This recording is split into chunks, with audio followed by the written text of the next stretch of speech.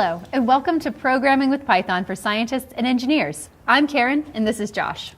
Today we're going to look at three very important Python packages that all make heavy use of NumPy. Matplotlib, SciPy, and Pandas are all great tools for scientists and engineers. Let's start with Matplotlib, a package that can be used to make nice data plots.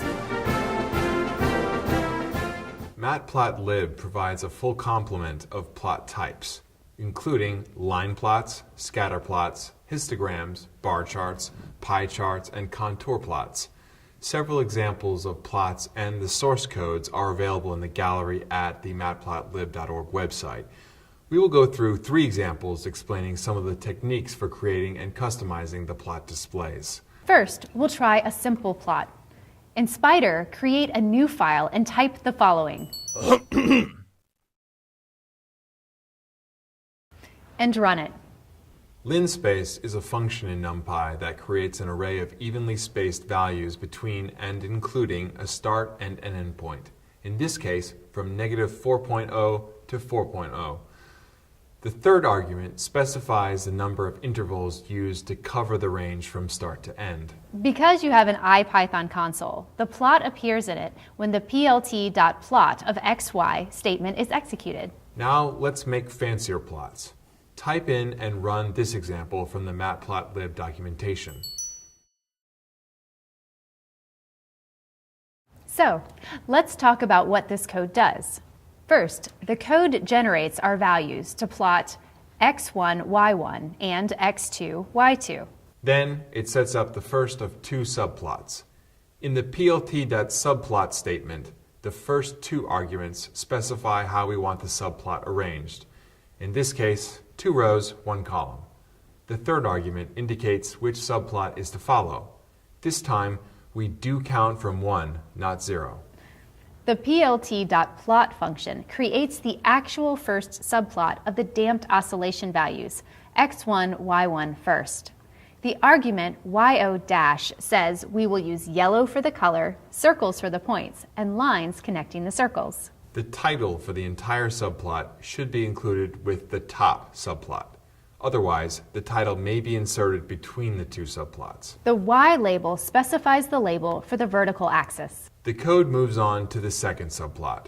The undamped values x2, y2 are plotted in red using dots for the points and connecting the dots with lines. The label for the x-axis, for instance x label, is placed beneath the axis. Now we know a lot about making line plots. Next, we want to make plots of functions of two variables, f of xy.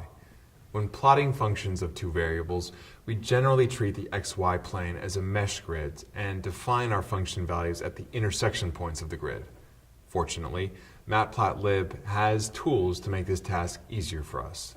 We'll look at a contour plot first. Let's look at this example in more detail. The code creates evenly spaced values for x between -2π and 2π, and for y between -4π and 4π. Next, it creates a mesh grid for the values. The 2D arrays, capital X and capital Y, are created with replicated values of lowercase x and lowercase y. Specifically, the column capital X colon I in brackets would be filled with the value lowercase x I in brackets, and the row capital Y J colon in brackets would be filled with the value lowercase y j in brackets. Both dimensions are needed to ensure that the code correctly computes and plots the values for all cross-sections of the mesh grid. Using the element-wise feature of NumPy functions, the values of capital Z can be computed as a function of capital X and capital Y. Finally, the capital X, capital Y, and capital Z matrices are passed to the contour function for plotting. If you want the contours filled in with color, simply type the following.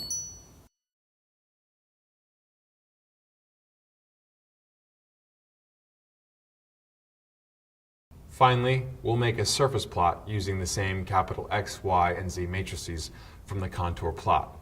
This is a little more complicated since we first need to inform the interpreter that we are creating a figure with a set of 3D axes. Then we can plot the surface onto those axes. Let's type the following.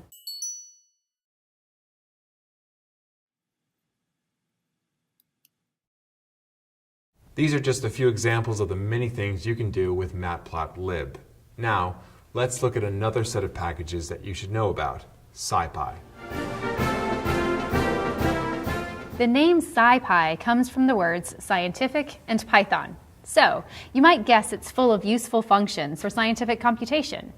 There's a great tutorial at the scipy.org website that you may want to check out.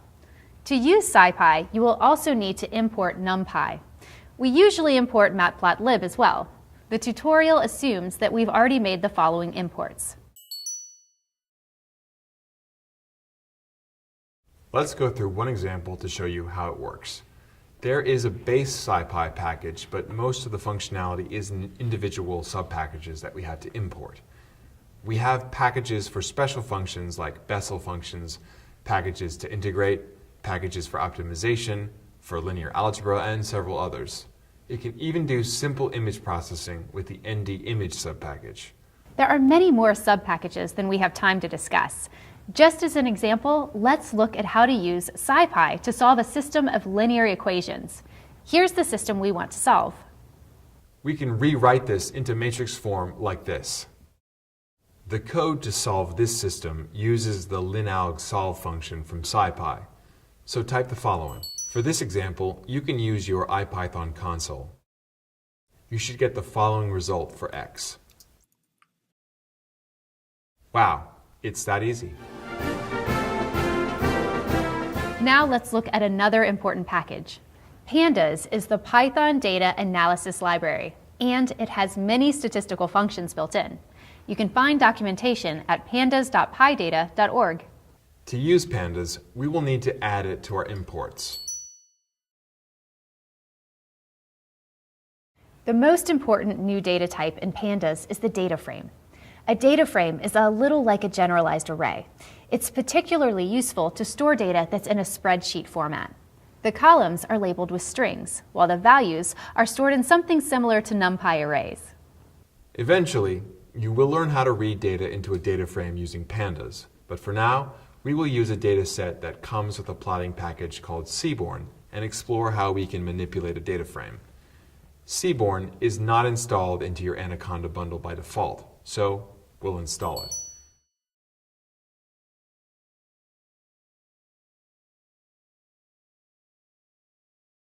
Shut down all the Python environments you may be running.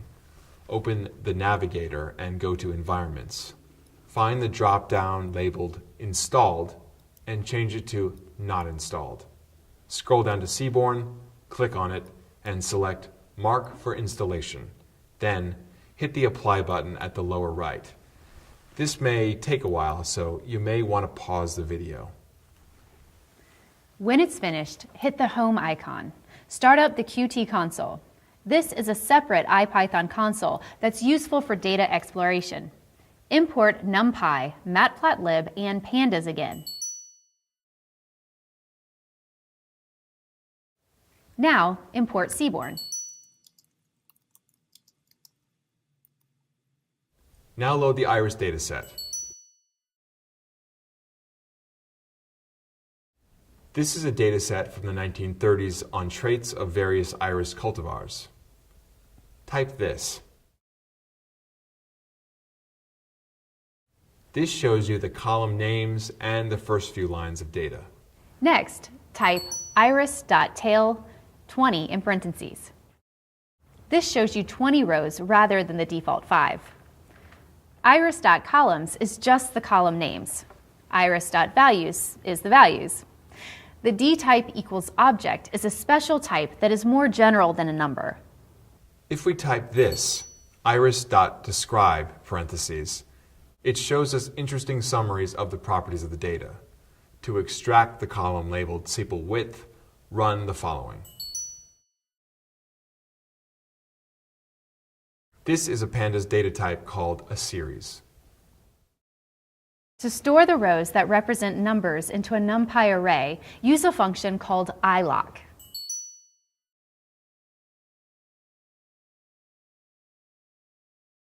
Now try iris.mean parentheses. This shows you all the results for which it makes sense, but Suppose I want to get the mean for each species in my dataset separately. Type this.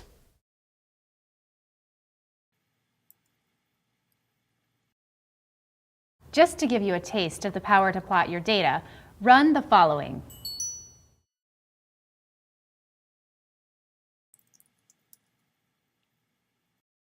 To exit the Qt console, either click the Close button or type quit parentheses.